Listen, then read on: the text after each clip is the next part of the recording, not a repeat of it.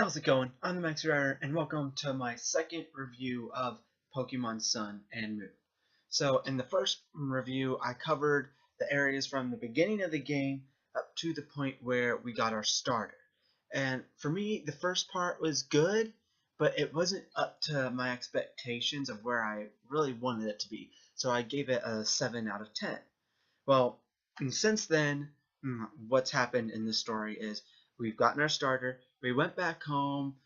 Then we went back and competed in.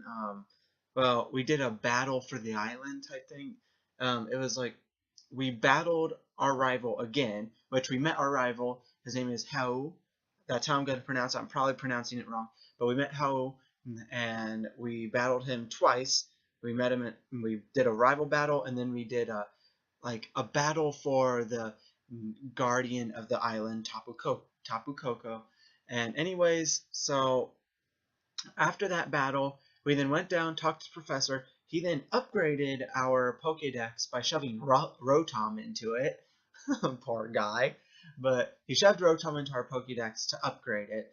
And now we have Rotom talking to us, and the Pokédex is actually what acts as the tile map. I kind of like that. That we just now, because the Pokédex, we now have the tile map, and the tile map is on the bottom screen. I really like that because I think it's helpful, especially since there's no gym badges, there's no gyms, they're island trials, and I feel like those will send you all across the island. So it's good to have that, and it even puts little flags up for where you need to go. And I think that will be helpful for the younger people, but as for the older people, I feel like we don't really. The older you are, the less you'll want the flags because the more you want to figure it, learn how to do it, and figure it out yourself. So I have to take away a little bit on that. But for the most part, I like the map. I mean, I like just having the map open constantly right there. I think that's going to be very helpful. It's going to be a good thing. But anyways, we also finally learned what Nebby's actually called. So Nebby is just a nickname that Lily gave to the little Pokemon that looks like a mist, and that makes sense. It's like a mist with stars in it. It's called Cosmog. So that's the name of the Pokemon. I'm glad that we found that out, and we didn't have to wait too long to find it out. I'm getting ready to play with my strings because it's bugging me. Probably bugging you guys too. I know. I give up. But anyways, so we found out what Cosmog is actually called. We still don't know anything about it besides that, and it has a little bit of a power. I'm very curious to figure it out. And then one thing that has me very frustrated is that like all the Pokemon games have a thing where you have the beginning where you have to follow. You can't really wander around, and you have to follow pretty much the NPCs until you get to a certain area, and then you can pretty much kind of do what you want. Not in this. I don't like it. Like they're blocking off paths that we've already gone down and saying that we can't go down them at this point in time. Like there's the first path that we go up when we meet Lily, when when we go to the island, when we go to the festival where we have the battle for to honor Tapu Koko. We aren't allowed to go to the left of our house, which it's just aggravating because I want to explore I just want to explore the island already. I feel like we've had enough story, or at least enough force story. Let us trigger the story when we want to now. But no, it won't let us even go on to Route 1. We can only follow a certain path, and I don't like that. I want to go the way that I want to go. I don't like being forced on this certain path, on these paths. Like, let me do what I want for now, and I will continue the story when I want to. So that is another thing that's bringing it down for me. I don't really like it that much. Like, I like the game. I just don't like how they're forcing us to continue the story when we might want to explore a little bit. Because there's so much stuff that's blocked off. There's stuff that's blocked off by boulders. There's stuff that's blocked off by a Tauros. Stuff that's like Route 1 is completely blocked off, like it's under maintenance and stuff. Not to mention you have the area now where the bridge blew up. We can't where the bridge was destroyed. We can't go any farther past that. So it's just a little frustrating because I want to explore the island, and the game does not let you explore the island. so I have to take a little bit off of that. One thing that I do really like is the battles. Like normally in the past games, you've had battles where like you'll go into trainer battles and they kind of just like with metapods in particular, metapods and kakunas, they mostly just spam harden. But now the battles are actually a little bit harder. The like not much harder, but they're a little bit harder enough to give you a challenge, which is good. That's refreshing for the NPCs to give you challenges. Like, and part of it might have to be like the trainers Pokemon, like they don't really what's the word I'm looking for? The trainers Pokemon are really good matchups for them against the mons that we have available at this point. Like they have a lot. There's a lot of electric types and just playing dark types. We don't really have anything to counter the dark types. Yes, we can get bugs, but there aren't really any good bug type moves this early in the game. So that's another thing. But I like the battle. I like the battles are getting harder. It means that they acknowledge that. It means that Pokemon's acknowledging that pretty much a lot of the people that play it are older now, and can think critically more. We can come up with better strategies. So they need to make the battles a little bit tougher, while still making it easy enough that a younger kid who's never played Pokemon before can still get into it and be successful at the game.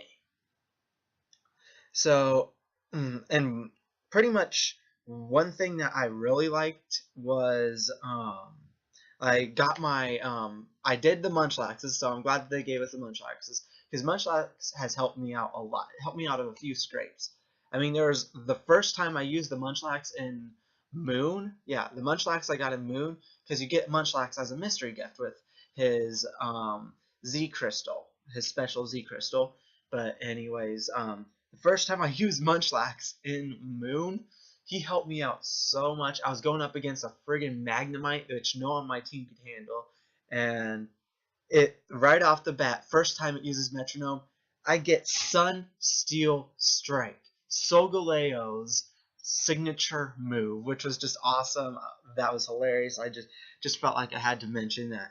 And also speaking on terms of my team in Sun is a team consisting of my starter, Litleo, I caught a Picky Peck, I caught a Yungoos, a Alolan Rattata, a Alolan Meowth, and the mystery gift Munchlax. And it's a pretty solid team. We definitely don't have that good of coverage because actually I have a better coverage in this in Sun than I do in Moon. But we do have two dark types on our team with Alolan Meowth and Alolan Rattata, which is another thing. When they changed a lot of mons, they changed a lot of them to dark types. I'm realizing there's quite a few Alolan types that are dark type, if I remember correctly, because isn't Grimer dark too? But anyways, that's my team for Sun. My team for Moon is significantly smaller. I have Rowlet, I have a Picky Peck and Moon, in Sun, since that's the one I'm primarily focusing on. First time I play through the game, I don't like to give my mons nicknames. Now, since Moon, I'm counting that as my second time playing through, even though I'm playing at the same time. I captured a Picky Peck, and I nicknamed this Picky Peck Woody. No, Woody the Woodpecker. Just thought it'd be. I thought it was a good nickname. It's a stupid nickname, but I thought it was a good nickname. I like it, and I have Rowlet, Picky Peck, the Snorlax in that game, which I'm glad because he got me through some pretty hard battles at the trainer school, and I have another Alolan Meowth on my team. And pretty much that's my team for the two things. I don't have that much coverage, especially in in Moon. Well, in Sun I have two dark types, and in Moon I have two flying types. And I'm getting killed by these electric types on this island. I might have to go out and catch another mon just so I can advance. I'm not sure. But for now, I'm really enjoying the game. We also met the first island, not the Kahuna, the captain. the first like trial captain. That's what it is, not island captain. Trial captain. I'm sorry. We met the first trial captain, or we met one of the trial captains. I'm not sure if they're exactly the first. I can't remember. I think they said they were first, but we met Elima, the first trial captain. And when we left off the game, we had just gotten rid of a Tauros that was keeping it so that we couldn't explore more. And they're not really being subtle about the exploring thing either. Like they they're like legit. Like, oh, yep, the Taurus is blocking our way, so let's not go there for now. Besides, we weren't going to go that way. Lily is pretty much like, I wasn't gonna let you go that way anyways. So pretty much just keep following me, and that's how this game is gonna roll. That's what I feel like. I feel like the game's just gonna be us constantly following the following the NPCs around and not getting any room to budge and do what we want to do. But where we left off, we got rid of the Tauros, and well, I should say Hala got rid of the Tauros, and we are now getting ready to wander around the city of Haoli, which is apparently the biggest city in all of Alola, which is weird. Usually you don't get to the biggest city. Actually, no, they've kind of changed that trend.